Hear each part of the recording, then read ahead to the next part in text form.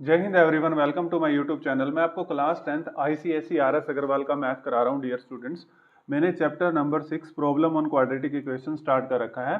इसमें मैंने आपको क्वेश्चन नंबर 26 तक करा दिए हैं। आज मैं आपको क्वेश्चन नंबर 27 कराऊंगा और मेरी आप सभी से ये रिक्वेस्ट है कि अब मैंने प्लेलिस्ट बना दी है इस चैप्टर की। चैप्टर नंबर 6 है, एक्सरसाइज नंबर 6 करवा रहा हूँ। आरएस अग्रवाल की बुक है, तो आप पहले वो प्लेलिस्ट में से फर्स्ट वीडियो देख के फिर इस 27 क्वेश्चन नंबर में आना, ठीक है? तो आपको बहुत अच्छे से समझ आएगा। ठीक है, चलो हम स्टार्ट करते हैं क्वेश्चंस। तो देखिए डियर स्टूडेंट्स, ये प्रॉब्लम्स ऑन क्वाड्रेटिक इक्वेशंस है। प्रॉब्लम्स मतलब आपको स्टेटमेंट्स के क्वेश्चन दे रखे होंगे और आपको सॉल्व करने के बाद फिर आपको क्वाड्रेटिक इक्वेशन सॉल्व करनी है।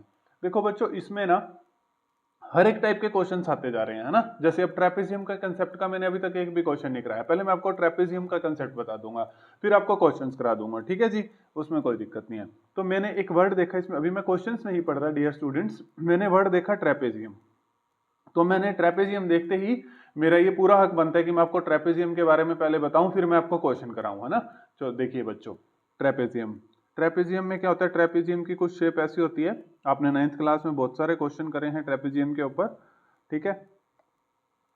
A B C D. Trapezium क्या होता है? दो पैरेलल साइड होती हैं और दो नॉन पैरेलल साइड होती हैं। ये साइड इसके पैरेलल है तो इसके इक्वल है, ये पैरेलल साइड है और ये नॉन पैरेलल साइड है, ठीक है?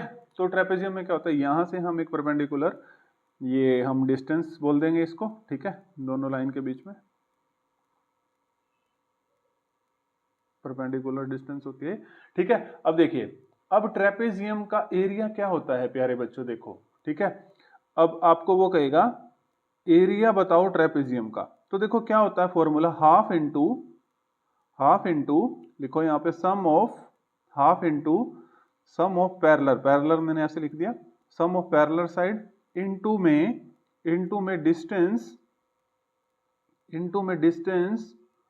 Distance between them. ओके, ये फॉर्मूला आता है।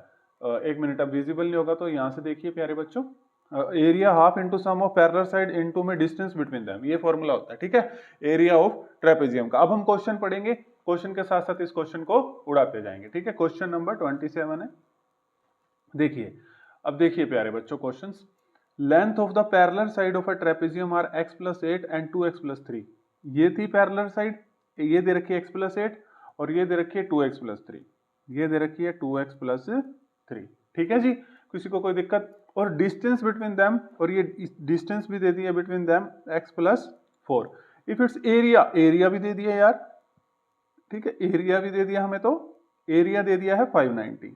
ओके बच्चों, एरिया की वैल्यू भी दे रखी है 590, तो x की वैल्यू निकालनी है। देखो क्वेश्चन तो ये अब बहुत इजी हो गया है अगर आपको कंसेप्ट पता है तो, लेकिन इसमें मेन चीज क्या है कि कैलकुलेशन, ठीक है? तो देखिए, तो एरिया अपने पास कितना है? 590, ठीक है? अब मैं सीधा इसमें पुट कर रहा हूं प्यारे बच्चों, ठीक है? इसमें डायरेक्ट पुट कर रहा हूं, एरिया क्या है? हाफ, एरिया की वैल्यू 590 थी, पुट करी हाफ। अब सम ऑफ पैरेलल साइड्स, देखो सम ऑफ पैरेलल साइड, ये रही एक पैरेलल साइड x+8, इनका सम, पैरेलल साइड का सम, और दूसरी रही 2x+3 इनटू में डिस्टेंस बिटवीन देम, तो डिस्टेंस कितनी है? x+4, ठीक है प्यारे बच्चों? किसी को कोई दिक्कत हो तो मेरे को बता देना, ठीक है? अब क्वेश्चंस की आपको कोई जरूरत नहीं है ऊपर, ठीक है? चलो देखिए, अब 590, ये 2 को इधर ले जाओ, है ना? तो 59 को 2 से करेंगे, 50 को 2 से 100 और 9 को 2 से 18, तो 1180, ठीक है? तो x प्लस 2x हो जाएगा प्यारे बच्चों 3x, और 8 प्लस 3 हो जाएगा 11, x प्लस 4 ये हो जाएगा ब्रैकेट में, ठीक है? यहां तक किसी को कोई दिक्कत? अब देखो, अब ये मल्टीप्लाई कर देंगे हम, 3x को x के साथ करेंगे तो 3x², फिर 3x को ये प्लस ऐसे कैसे, 3x को 4 के साथ करेंगे तो 12x, फिर प्लस 11 ऐसे कैसे, 11 को x के साथ करेंगे तो 11x प्लस, फिर 11 को 4 के साथ करेंगे तो 44, ठीक है? 1180। अब यहां से क्वाड्रेटिक इक्वेशन आएगी प्यारी सी, ठीक है? देखिए, ये है अपने पास 3x² प्लस 12x और 11x, कितना हो जाएगा? 23x प्लस 44, और इसको भी इधर बुला लो, -1180, ठीक है? Is equal to 0। अभी आपके पास आ गया 3x² प्लस 23x। अब 1180 में से 44 माइनस करो प्यारे बच्चों, कितना आएगा, क्वेश्चन नंबर है ये अपना 27, ठीक है। तो इसको माइनस करो, तो ये कहाँ यहाँ कर दें, कोई बात नहीं, यहाँ विजिबल होना चाहिए, यहाँ पर 1180 में से माइनस करना है 44, ठीक है। 10 में से 4 गए 6, 7 में से 4 गए 3 और 1136, ठीक है। और माइनस का आएगा क्योंकि साइन किसका है, माइनस का है, और इज इक्वल टू 0। अब देखो ये इतने बड़े फैक्टर्स आ चुके हैं, अब हम इसको क्वाड्रेटिक फॉर्मूला से कर लेते हैं, क्योंकि पहले 11336 को 3 से मल्टीप्लाई करना पड़ेगा, तो यार बहुत बड़ा हो जाएगा ये क्वेश्चन, तो हम इसको क्वाड्रेटिक फॉर्मूले से कर लेते हैं, ठीक है। तो क्वाड्रेटिक फॉर्मूला देखो, किस बच्चे को अगर क्वाड्रेटिक फॉर्मूले से क्वेश्चन नहीं करने आता ना, मैं उसको यहीं सिखा दूंगा आज, ठीक है। जिसने क्वाड्रेटिक इक्वेशन का चैप्टर छोड़ रखा होगा और क्वाड्रेटिक फॉर्मूले से क्वेश्चन नहीं करने आते होंगे, मैं यहीं बता दूंगा। मैं क्वाड्रेटिक फॉर्मूले से इसलिए कर रहा हूँ क्योंकि ये बहुत बड़े फैक्टर्स बन रहे हैं, तो आपको टाइम लग सकता है, ठीक है। तो आपको हर एक तरीका आना चाहिए। तो आप क्वाड्रेटिक फॉर्मूला देखिए, स्टैंडर्ड इक्वेशन होती है quadratic equation ax² plus bx plus C, आपको पता है। हाँ, डिग्री 2 हो तो वो क्वाड्रेटिक इक्वेशन होती है, डिग्री 3 हो तो वो क्यूबिक इक्वेशन होती है। देखो प्यारे बच्चों, ax² प्लस bx प्लस सी, घबराना नहीं है बिल्कुल भी। अब ये इससे कंपेयर कर लो, a की वैल्यू कितनी है 3, कंपेयर करो बिल्कुल अच्छे तरीके से, b की वैल्यू कितनी है 23, c की वैल्यू कितनी है प्यारे बच्चों, माइनस b है, -1136। देखो क्वाड्रेटिक फॉर्मूले से भी आप x की वैल्यूज निकाल सकते हो। वो क्वाड्रेटिक फॉर्मूला क्या होता है, किस किस बच्चे को याद है वो मेरे साथ यहाँ पर बोलेगा, -b plus minus root b² -4ac divide by 2a, शाबाश, ठीक है। अब देखिए डियर स्टूडेंट्स, ध्यान से देखिए, घबराना नहीं है बस, ठीक है।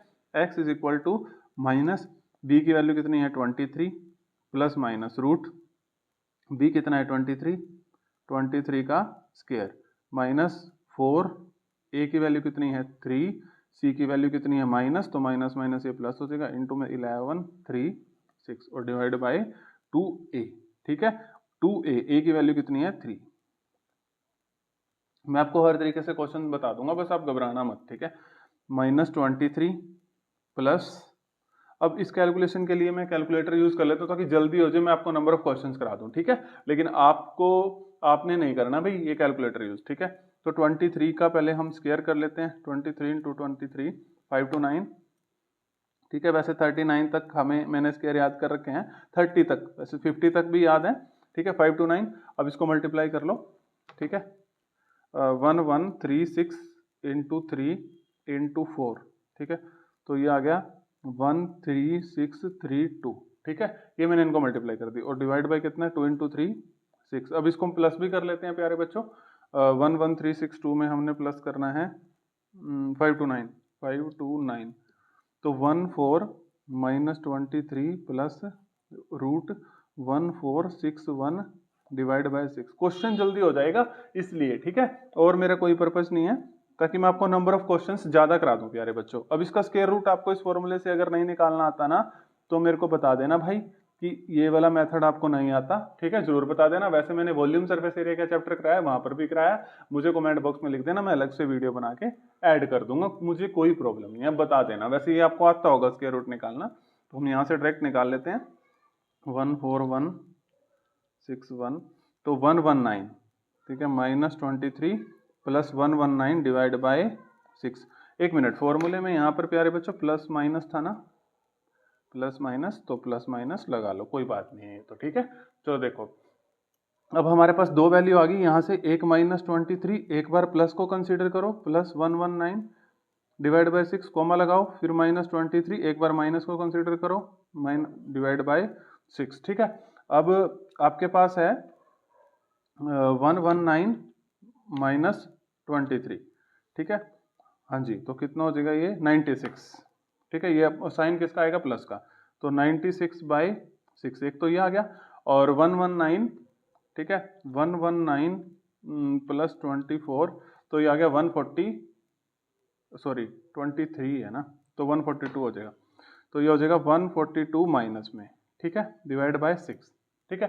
ये माइनस में हो गया, ठीक है, माइनस में तो हम वैसे भी कंसीडर नहीं करेंगे, चलो हम इसको सोल्व कर लेते हैं। 6 से काटेंगे तो 16 6 96, ठीक है, इसको काटेंगे तो 6 दूनी 12,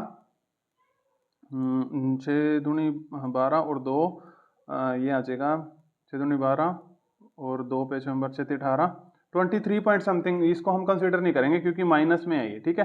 तो एक तो आपके पास आ गया 16, तो यानी कि आपके पास x की वैल्यू कितनी आ गई प्यारे बच्चों 16, ठीक है। देखो अगर आप माइनस को कंसीडर करोगे यहाँ पर, देखो मैं आपको एक बात बता देता हूँ, -23 समथिंग, ठीक है। अब यहाँ माइनस को अगर आप कंसीडर करोगे तो साइड किस में चली जाएगी प्यारे बच्चों, माइनस में चली जाएगी ना, इसीलिए माइनस की वैल्यू को कंसीडर नहीं करेंगे, ठीक है। तो x की वैल्यू कितनी आ गई 16, ठीक है। कैलकुलेटर की हेल्प से ये बहुत जल्दी हो गया, लेकिन आपने पेपर में खुद से करना है इसको, ठीक है। तो x की वैल्यू कितनी आ गई 16, तो x की वैल्यू ही निकालनी थी हमने 16, नेगेटिव वाली वैल्यू को हमने रिजेक्ट कर दिया। मेरा मेन पर्पज है मैं आपको कॉन्सेप्ट बहुत अच्छे से बता दूं, ठीक है।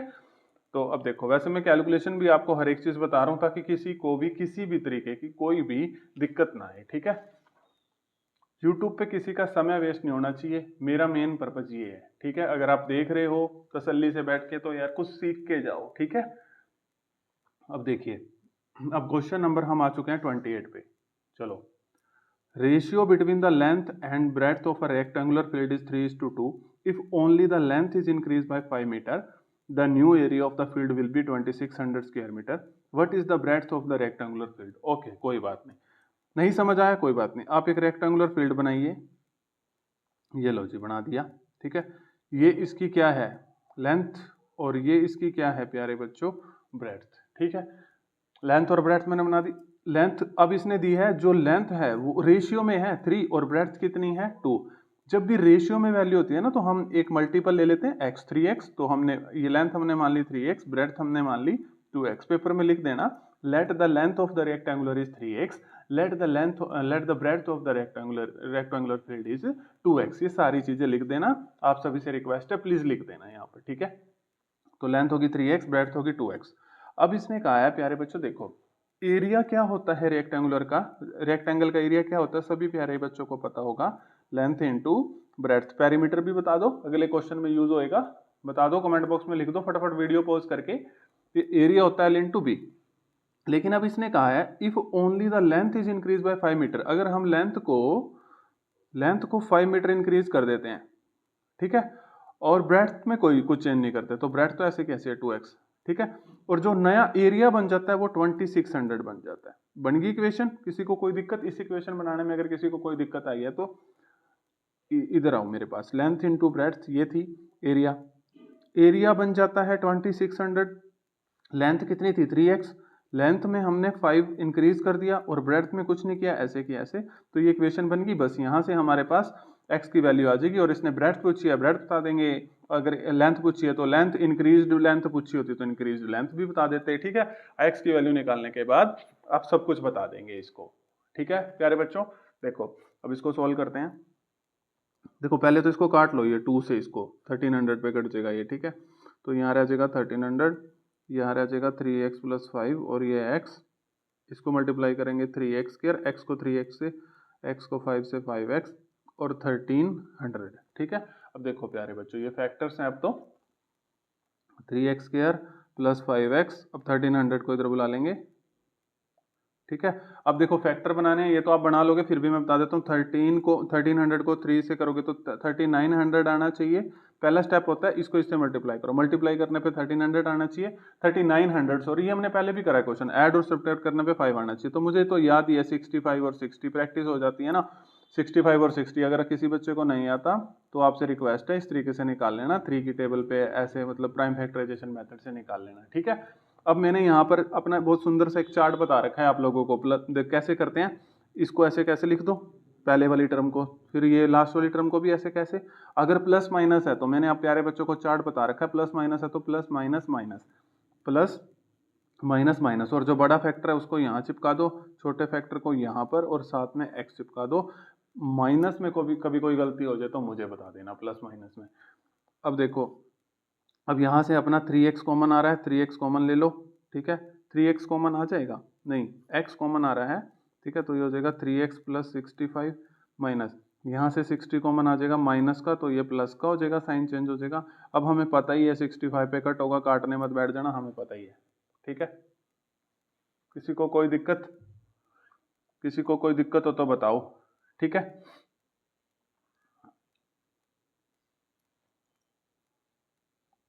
अब देखो ये अपने पास कितना आ गया, 3x² + 65x - 60x माइनस 1300, यहाँ से मैंने x कॉमन लिया, ये रह गया 3x प्लस 65, और यहाँ से 1 मिनट का है 60 कॉमन नहीं आएगा, 1 मिनट सॉरी, ठीक है, फ्लो में x कॉमन लिया, ये रह गया 3 प्लस 65, ठीक है। अब यहाँ से कॉमन अपने पास देखो क्या आएगा, जल्दी हरी अप स्टूडेंट्स, 1 मिनट रुको, 60x माइनस 1300 है ना, तो 60 तो कॉमन आएगा नहीं यहाँ पे, ठीक है, 3 के उसमें बचना चाहिए ये अपने पास, तो 20 आएगा, ठीक है 20, तो ये 3x क्योंकि सेम बचना चाहिए प्लस 65। अब ठीक है, आपको भी लगा होगा सर ने ये कैसे लिख दिया है ना, चलो ठीक है, तो 20 कॉमन आया तो एक फैक्टर आ गया x माइनस 20 और एक फैक्टर आ गया 3x प्लस 65। देखो ये तो नेगेटिव में चला जाएगा, 3x is equal to minus 65, ये तो पॉसिबल ही नहीं है, तो x minus 20 is equal to 0, तो x इज इक्वल टू 20, तो x की वैल्यू आ गई प्यारे बच्चों 20, ठीक है।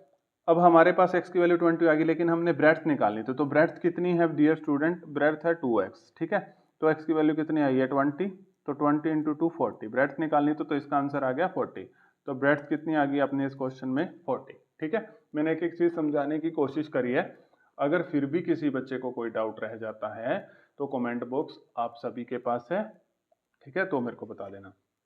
क्वेश्चन नंबर 28 भी हो गया, अब क्वेश्चन नंबर 29 देखिए, ठीक है, तो ये भी रेक्टेंगुलर के ऊपर है, ध्यान से देखना, यहाँ लिख देता हूँ क्वेश्चन नंबर 29, क्वेश्चन पूरा विजिबल होना चाहिए, ठीक है।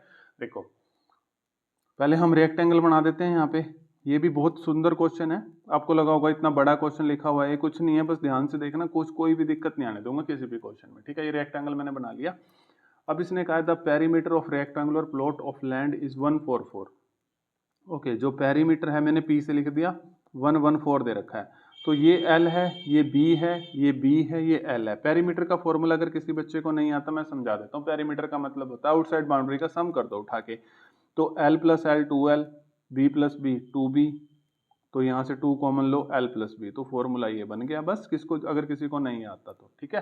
तो हम एक काम करते हैं प्यारे बच्चों, और एरिया भी दे रखा है, ठीक है, एरिया को ए से लिख दिया, कितना दे रखा है 810। अब देखो, अब हम एक काम करते हैं, पेरीमीटर कितना था 2L प्लस बी, पेरीमीटर की जगह रख दिया इज इक्वल टू 114, अब L प्लस बी निकाल लेते हैं, 114 ये 2 को डिवाइड में ले आते हैं, ठीक है, 2 पंजे 10 और 2 सत्ते 14, तो L प्लस बी अपने पास कितना आ गया 57, ये मैंने निकाल के रख लिया, अभी मैंने क्वेश्चन को भी नहीं पढ़ा देखो स्टूडेंट्स, और मैंने इसको फाइंड आउट कर लिया, ठीक है। अब देखो फर्स्ट इसलिए फाइंड आउट करा, यूज होगा इसका आगे। अब ये कह रहा है take the length of the plot x metre, okay okay okay, कोई दिक्कत नहीं है, ये कहता है लेंथ को x मीटर लो, तो लेंथ को ये कह रहा है प्यारे बच्चों, ये कह रहा है लेंथ को x मीटर कंसीडर करो, तो लेंथ की जगह x रख दो, अब x plus b is equal to 57, b निकाल लो 57 माइनस x। अब क्वेश्चन पढ़ो, यूज द पेरीमीटर 114, हाँ जी ये यूज करा है, to write the value of the breadth in terms of x, लिख दीजिए, आपके बोलने से पहले ही लिख दी हमने, ठीक है, हाँ जी ठीक है। देखो अब to write the value of the breadth in term of x, breadth की वैल्यू हमने x के टर्म में लिख दी, अब ये फर्स्ट पार्ट हमने कर दिया, सेकंड पार्ट, ठीक है जी, सबको समझ आ रहा होगा है ना। Use the value of length breadth and area to write an equation, okay equation भी लिखेंगे। अब कहता है इन सब की वैल्यू को यूज करके x की फॉर्म में एक इक्वेशन लिख के दिखा दो, इस भाई साहब की डिमांड आई है, ठीक है। तो एरिया है अपने, एरिया क्या होता है L इंटू बी, ठीक है, एरिया कितना है 810, और L कितना है प्यारे बच्चों, L की वैल्यू है अपने पास x, और B है अपने पास 57 माइनस x, ठीक है। अब देखिए 810 और ये इसको मल्टीप्लाई कर दो, ये हो जाएगा 57x minus x square positive में होना चाहिए, इस साइड बुला लो, ये नेगेटिव का हो जाएगा minus 57x plus 810 is equal to 0। तो इसने कहा था इसको x में इक्वेशन लिख के दिखा दो, लेंथ ब्रेड्थ और एरिया को इक्वेशन x में लिख के दिखा दीजिए, और अगली बार में ये कहेगा लेंथ एंड ब्रेड्थ निकाल दो, अरे यार सीधी सी बात है, इसको सोल्व कर दो, इसको सोल्व करने के बाद लेंथ आपके पास x है तो ब्रेड्थ भी आ जाएगी प्यारे बच्चों, घबराना थोड़ी है, ठीक है। तो देखो कितना आसान था। अब इसके फैक्टर बनाते हैं, अब जिस बच्चे को फैक्टर नहीं आते तो कोई बात नहीं, फैक्टर भी सिखाने ही पड़ेंगे यार, ठीक है। X square minus 57x plus 810, अब इसके फैक्टर बनाते हैं, इसका थर्ड पार्ट करने जा रहे हैं हम प्यारे बच्चों। देखो थर्ड पार्ट, अब इसके देखो क्या बनेंगे 810 के, मेरे को देखो डायरेक्ट याद है 30 और 27 बनेंगे, लेकिन आप देख लेना 30 और 810 के दो फैक्टर या फिर दो बच्चे है ना, ये रहे दो प्यारे प्यारे बच्चे 30 और 27, और ऐड करके कितना आए 57 आ गया। ठीक है, ऐड या सब्ट्रैक्ट करके ऐड करके आ रहा है तो 57। ठीक है, और मैंने आपको कैसे बता रखा है, देखो मैंने मेरे चार्ट के अकॉर्डिंग अगर माइनस प्लस होता है तो माइनस माइनस प्लस लिखो। ठीक है, पहले इस वैल्यू को ऐसे लिखो, इस वैल्यू को ऐसे लिखो, फिर माइनस माइनस ऐसे प्लस लिखो, फिर यहाँ पे बड़ी वैल्यू लिखो, यहाँ पे छोटी वैल्यू, यहाँ पे एक्स चिपका दो। ठीक है, लेकिन जब मैं क्वाड्रेटिक इक्वेशन कराऊंगा ना, अभी आपको लग रहा होगा जो नए बच्चे देख रहे होंगे सर कुछ समझ से नहीं आ रहा ये वाली चीज, तो आप अपने मेथड से कर लो, कोई दिक्कत नहीं है, लेकिन मैं इसमें फिर भी बता रहा हूँ ताकि समझ आ जाए। ये मैं थोड़ा दोबारा लिख देता हूँ, 30x minus 27x plus 810 is equal to 0। अब देखो x कॉमन ले लो तो ये आ जाएगा x माइनस 30, और माइनस 27 कॉमन ले लो तो माइनस कॉमन लिया तो माइनस हो जाएगा, तो यहाँ x रह जाएगा, यहाँ 30, डिवाइड करने की जरूरत नहीं है, 30 ही आएगा। अब देखो, अब आपके पास एक आ गया x माइनस 30 और एक आ गया x माइनस 27। ठीक है, देखो दो वैल्यू आ गई 30 और 27। अब इसने कहा था कि हमें बता दो। ठीक है, यहाँ पर पुट करके देख लो, देखो लेंथ की वैल्यू को, अगर आप लेंथ की वैल्यू यहाँ पर 30 पुट करते हो, ठीक है, तो ब्रेड्थ की वैल्यू कितनी आ जाएगी अपने पास 57 माइनस 30 27 आ जाएगी। ठीक है, कोई दिक्कत, लेंथ की वैल्यू हमने 30 पुट करी तो ब्रेड्थ की वैल्यू कितनी आ गई 27 आ गई। ठीक है, यहाँ तक किसी को कोई दिक्कत हो तो मेरे को बता देना। ठीक है, हो गया। देखो लेंथ इसने कहा था ना लास्ट में हमने क्या निकालनी है, लेंथ भी निकालनी है और ब्रेड्थ भी निकालनी है, तो लेंथ आ गया अपने पास 30, ब्रेड्थ आ गया 27, कोई भी पुट कर लो। ठीक है, किसी को कोई दिक्कत क्वेश्चन नंबर 29 में। ठीक है, तो जो क्वेश्चन नंबर 30 है ना, देखो सबसे पहले तो बड़े ध्यान से देखना, अगर आप पेशेंस से नहीं देख रहे हो तो वीडियो को छोड़ो, क्योंकि अब आपको मैं एक नया कंसेप्ट सिखाऊंगा, ध्यान से देखना, बिल्कुल अच्छे से बताऊंगा। ठीक है, कुछ यूनिक भी बताऊंगा इसमें मैं तुम्हें। ठीक है, तो देखो बड़े ध्यान से, टाइम लगेगा इस क्वेश्चन में। ये सेलिंग प्राइस और कॉस्ट प्राइस वाले क्वेश्चंस हैं। ठीक है, पहले तो मैं आपको कंसेप्ट से बता दूं ताकि आपको अच्छे से समझ आ जाए। ठीक है, देखो जी, ये क्वेश्चन क्या है, क्वेश्चन बाद में पढ़ेंगे, सेलिंग प्राइस कॉस्ट प्राइस का। देखो हर एक टॉपिक के क्वेश्चन आ रहे हैं, ध्यान से देखना। सेलिंग प्राइस आपको पता है, एक सेलिंग प्राइस होता है, एक कॉस्ट प्राइस होता है, और प्रॉफिट। इसमें प्रॉफिट की ही चर्चा कर रहा है, लॉस की चर्चा नहीं कर रहा, तो अभी मैं इसमें नहीं बताऊंगा, फिर भी थोड़ा सा आपको बता दूंगा। ठीक है, अब मान लो आपके पास एक पेन है, आपने वो पेन खरीदा है कितने रुपए का, 10 रुपए का। ओके प्यारे बच्चों, आपने पेन खरीदा 10 रुपए का, वो आपके लिए कॉस्ट प्राइस है। अब आपने उस पेन को बेच दिया 20 रुपए का, वो आपके लिए सेलिंग प्राइस है। एसपी मतलब सेलिंग प्राइस, सीपी मतलब कॉस्ट प्राइस। अब आपको प्रॉफिट कितना हुआ, प्रॉफिट कैसे निकालोगे आप, 20 minus 10 is equal to 10। Formula बन गया यार प्रॉफिट का, selling price minus cost price. ठीक है प्यारे बच्चों, किसी को कोई दिक्कत, अब ध्यान से देखते जाना, तभी ये क्वेश्चन समझ आने वाला है। ठीक है, अब आगे बात आती है, प्रॉफिट को पी से लिखूंगा, प्रॉफिट परसेंट की अगर बात करेगा तो, ठीक है, किसकी बात करेगा, प्रॉफिट परसेंट की अगर बात करेगा तो फॉर्मूला होता है, प्रॉफिट या लॉस हमेशा सीपी पे निकलता है, हमेशा किस पे, सीपी पे। तो प्रॉफिट बाय सीपी इनटू में 100, अगर प्रॉफिट परसेंट की अगर ये बात करेगा तो। ठीक है, एक फॉर्मूला ये तैयार हो गया। मैं सारे फॉर्मूले इसलिए बता रहा हूँ ताकि क्वेश्चन, एक ही क्वेश्चन है इस चैप्टर में, लेकिन यार पेपर में से तो कहीं से भी आ जाएगा, तो दिमाग लगा लेना। ठीक है, अब देखो प्यारे बच्चों, अब आपको क्या गेम खेलनी है कि एक फॉर्मूला होता है, आपको सेलिंग प्राइस निकालना हो। ठीक है, तो क्या होता है, देखो कॉस्ट प्राइस इंटू को समझाता हूं मैं, 100 plus profit percent divide by 100। ठीक है, ये अभी मैं समझाता हूँ आपको, ये मैंने क्या करा, वो कहेगा आपको कॉस्ट प्राइस दे रखा है 100, प्रॉफिट परसेंट दे रखा है 25%। ठीक है, एसपी निकालो, तो उसका फॉर्मूला होता है एसपी निकालने का, सीपी कितना है 100 इंटू में 100 प्लस प्रॉफिट परसेंट, तो 100 प्लस 25 करेंगे तो 125, और डिवाइड बाय 100, तो 100 से 100 कट गया, तो उसमें आपने सेलिंग प्राइस निकाल लिया कितना 125। ये समझाना बहुत जरूरी है, बहुत जरूरी, तभी आपको ये क्वेश्चन समझ आएगा। देखो सेलिंग प्राइस का एक और फॉर्मूला होता है, cost price into 100 plus profit percent. उसने देखो आपको ये दे दिया, कॉस्ट प्राइस दे दिया और प्रॉफिट परसेंट दे दिया। ठीक है, और आपको कह रहा है एसपी निकालो। अगर आपको ये फॉर्मूला नहीं आता तो आप इस क्वेश्चन को कर ही नहीं पाओगे जो बुक में क्वेश्चन दे रखा है। तो समझ आ गया, ये आपने छोटी क्लासेस में भी पढ़ रखे हैं। अब आपको टीचर बहुत सारे तरीके से करा सकते हैं, लेकिन ये सबसे आसान तरीके होते हैं। ठीक है, तो जैसे आपको सही लगे, cost price into 100 plus profit percent divide by 100। ठीक है, अगर आपको सीपी और प्रॉफिट परसेंट दे रखा हो तो लॉस के लिए भी बिल्कुल ऐसे ही चलता है। लॉस का एक थोड़ी सी स्टोरी बता देता हूँ, एक क्वेश्चन आ जाए यार लॉस का।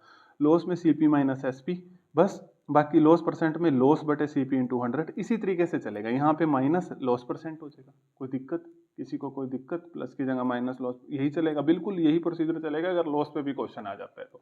ठीक है, देखो अब हम ये क्वेश्चन करते हैं, उड़ा देंगे अब इस क्वेश्चन को। क्वेश्चन नंबर 30 है।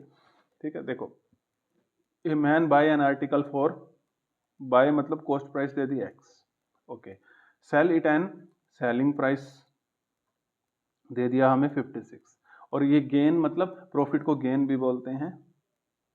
ठीक है, तो हमें जो प्रॉफिट दे रखा है वो 25% नहीं x% दे रखा है। ठीक है प्यारे बच्चों, यहाँ तक किसी को कोई दिक्कत? और x की वैल्यू निकालनी है। देखना अब हम इस क्वेश्चन को उड़ाने वाले हैं, उड़ाने वाले। ठीक है, देखो ये वाला फॉर्मूला लगा लो, SP is equal to CP into 100 plus profit percent divide by 100। किसी को कोई दिक्कत? सेलिंग प्राइस कितना है 56, कॉस्ट प्राइस कितना है x, 100 प्लस प्रॉफिट परसेंट कितना है x, तो 100 प्लस x डिवाइड बाय 100। कोई दिक्कत? अब 50 इसको 100 को इधर ले जाओ, ये हो जाएगा 5600, x को मल्टीप्लाई करो ये 100x, और x को इससे करो प्लस एक्स स्क्वायर। ठीक है, अब देखिए एक्स स्क्वायर प्लस 100x, और ये 5600 को इधर बुला लो। अब यहाँ से अपनी x की वैल्यू निकाल लो, वही आपका CP है। इसमें क्या दिक्कत है? किसी को कोई दिक्कत है क्या इसमें? अब तो निकाल लो यार इसको। ठीक है, ये फैक्टर्स बना सकते हो आप। ठीक है, नहीं पता तो अभी इधर देखो, x square plus 100x minus 5600। ठीक है, तो इसके फैक्टर बनाए भाई। चलो अब इसके फैक्टर हमने इस तरीके से बनाने हैं कि मल्टीप्लाई करने पे 5600 आए, और ऐड और सब्ट्रैक्ट करने पे कितना आए प्यारे बच्चों? 100 आए। तो देखो क्या बन सकते हैं। तो अगर हमें नहीं पता लग रहा है तो हम प्राइम फैक्टराइजेशन से बनाएंगे। ठीक है, तो इस तरीके से, ये यहाँ पर रुकिए, इस तरीके से बनाएंगे। चलो देखो प्यारे बच्चों, तो ये दो की टेबल पे जाएगा 2800। ठीक है, अब ये किसकी टेबल पे जाएगा? 2 की टेबल पे 1400, फिर 2 की टेबल पे 700। ठीक है, फिर 7 की टेबल पे 100। ठीक है, फिर 2 की टेबल पे 50। ठीक है, तो एक मिनट, ये 2 की टेबल पे 25, ये आगे भी जा रहा है, एक मिनट, 25, ये 5 की टेबल पे 5, और ये 5। तो देखो कितने बने हैं अपने पास? ये बन गया 2 into 2 into 2 into 7 into 2 into 2 into 5 into 5। अब यहाँ से आपने दो ऐसे फैक्टर बनाने हैं, मल्टीप्लाई करने पे तो 5600 आएगा ही प्यारे बच्चों, और ऐड और सब्ट्रैक्ट करने पे कितना आ जाए? 100 आ जाए। अब वो फटाफट से सोचिए क्या बन सकता है।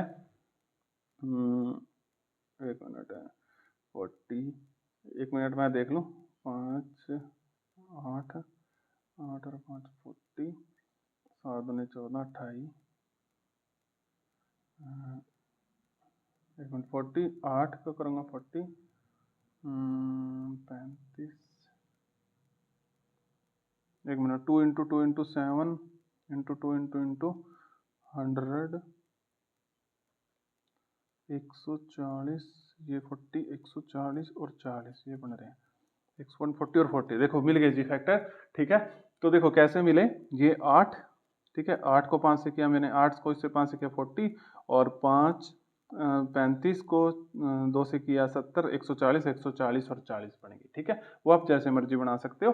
ठीक है, कोई दिक्कत? तो अब यहाँ पर कर देते हैं, बस थोड़ा सा समय लग जाता है, फैक्टर बन जाते हैं, कोई बात नहीं है। ठीक है, x square plus 100x minus 5600। तो अब देखो एक्स स्क्वायर प्लस 140x, अब मैं फटाफट बता देता हूँ, ये प्लस माइनस है तो प्लस माइनस माइनस, वो रूल मैंने आपको बार बार बता दिया। ठीक है, तो अब इसमें देख लेना 40x माइनस 5600। ठीक है, अब ये फैक्टर्स, अब यहाँ से x कॉमन ले लो, ये हो जाएगा x प्लस 140, यहाँ से हमारा कितना 40 कॉमन आ जाएगा, माइनस है तो ये प्लस का हो जाएगा, 140 रह जाएगा ये, ठीक है। तो ये एक तो वैल्यू आ गई x माइनस 40, एक आ गई x प्लस 140। यार ये तो पॉसिबल ही नहीं है, ये तो पॉसिबल ही नहीं है, नेगेटिव में चलेगी तो x माइनस 40 इक्वल टू 0, तो कितने आ गए, x इज इक्वल टू 40, यही CP आ गया जी, ठीक है। देखो आप कोई भी क्वेश्चन कर दोगे, अगर आपके पास ये वाली सारी नॉलेज है ना, कोई भी क्वेश्चन कर दोगे, इसीलिए मैंने समय लगाया था इसमें प्यारे बच्चों। वैल्यू ऑफ x, तो x की वैल्यू हमारे पास जो कॉस्ट प्राइस है 40, कॉस्ट प्राइस कभी नेगेटिव तो नहीं हो सकता ना, कभी माइनस 5 रुपए का पेन लेके आए हो क्या, ठीक है, तो फिर माइनस 140 कैसे हो जाएगा, ठीक है, आप यही पूछने वाले थे तो रिजेक्टेड कर दिया। तो x की वैल्यू कितनी आ गई 40। देखो इसमें फैक्टर्स में मैंने अभी देखो, जैसे आपको बड़ा फैक्टर लगा ना, ये एक काम करो, एक जीरो यहाँ से काटो, एक जीरो यहाँ से काटो, जो मैं सोच रहा हूँ क्या वो बात बन सकती है,